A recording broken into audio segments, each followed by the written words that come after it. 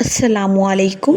آج کی ویڈیو کا موضوع ہے فتح مکہ جو رمضان المبارک 8 ہجری میں ہوئی۔ صلح حدیبیہ کی تیسری شرط کے مطابق جو کوئی محمد صلی اللہ علیہ وآلہ وسلم کے عہد و پیمان میں داخل ہونا چاہے داخل ہو سکتا ہے، اور جو کوئی قریش کے عہد و پیمان میں داخل ہونا چاہے داخل ہو سکتا ہے، اور جو قبیلہ جس فریق کے ساتھ شامل ہوگا اس کا ایک جز سمجھا جائے گا۔ لہٰذا ایسا کوئی قبیلہ اگر کسی قبیلے کے حملے یا زیادتی کا شکار ہوگا تو یہ خود اس فریق پر حملہ یا زیادتی تصور کی جائے گی۔ اس شرط کے مطابق بنو خزاعہ رسول اللہ صلی اللہ علیہ وآلہ وسلم کے عہد و پیمان میں داخل ہوئے، اور بنو بکر قریش کے عہد و پیمان میں داخل ہوئے، اور صلح حدیبیہ کی دوسری شرط کے مطابق صلح نامہ 10 سالوں کے لیے تھا۔ مکہ میں بنو بکر کے سردار نوفل بن معاویہ کی نیت خراب ہوئی، اور وہ پرانا بدلہ لینے کے لیے بنو بکر کی ایک جماعت کے ساتھ شعبان 8 ہجری میں رات کی تاریکی میں جبکہ بنو خزاعہ سوئے ہوئے تھے اس نے حملہ کر دیا اور بنو خزاعہ کے متعدد افراد کو قتل کر دیا۔ بنو خزاعہ حرم کے اندر جا چھپے، لیکن ظالموں نے حرم کے اندر بھی ان کو قتل کیا۔ حرم پہنچ کر بنو بکر نے کہا کہ اے نوفل، اب تو ہم حرم میں داخل ہو چکے ہیں، تمہارا اللہ۔ نوفل نے کہا کہ آج کوئی اللہ نہیں ہے، تم لوگ حرم میں چوری کرتے ہو تو کیا حرم میں بدلہ نہیں لے سکتے؟ بنو بکر نے بدیل بن ورقہ خزاعی کے گھر میں گھس کر اس کا تمام گھر بار لوٹ لیا۔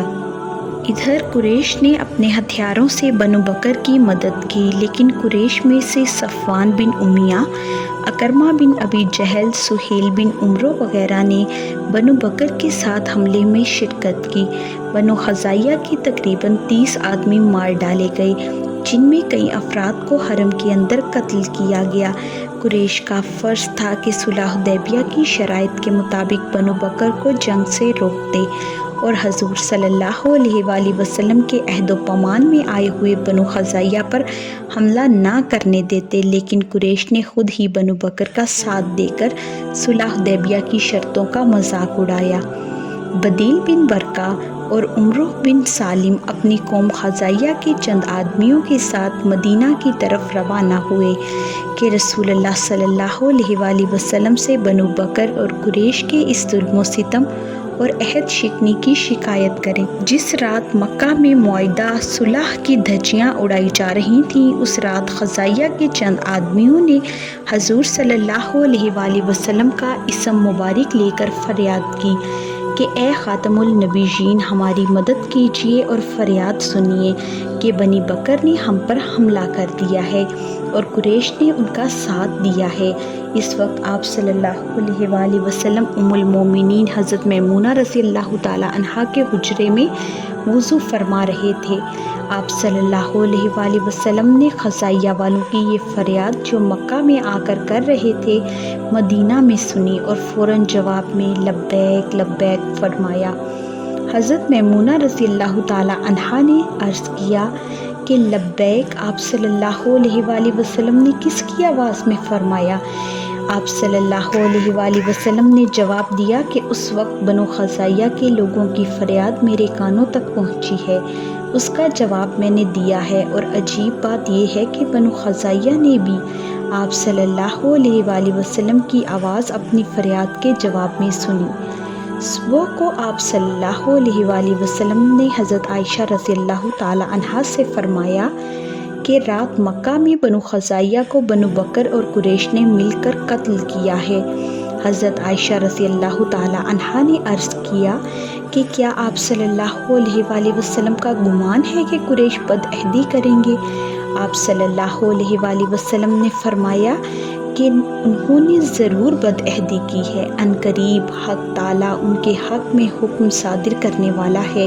پھر کئی روز کے بعد بدیل بن ورقہ اور عمرو بن سالم خزاعی مدینہ پہنچے اور قریش کی عہد شکنی اور بنو بکر کے مظالم کی شکایت رسول اللہ صلی اللہ علیہ وآلہ وسلم سے کی۔ عمرو بن سالم خزاعی نے ایک نہایت پردرد نظم میں اپنی مظلومی کی داستان سنائی۔ اس نظم کے چند اشعار کچھ یوں تھے: قریش نے آپ صلی اللہ علیہ وآلہ وسلم کے خلاف وعدہ خلافی کی ہے اور انہوں نے مضبوط معاہدے کو جو آپ صلی اللہ علیہ وآلہ وسلم سے کیا تھا توڑ ڈالا ہے اور ہمیں خشک گھاس کی طرح پامال کر دیا ہے۔ وہ سمجھتے ہیں کہ ہماری مدد کو کوئی نہ آئے گا اور وہ ذلیل ہیں اور تعداد میں قلیل ہیں۔ انہوں نے وطر میں ہم کو سوتے میں جا لیا۔ وطر اس محلے کا نام ہے جہاں بنو خزاعیہ آباد تھے۔ آپ صلی اللہ علیہ وآلہ وسلم نے بنو خزاعیہ کے ان لوگوں کو تسلی اور تشفیع دی اور فرمایا کہ ہم تمہاری امداد کو ضرور پہنچیں گے، اور ان لوگوں کو مکہ کے لیے رخصت فرما دیا۔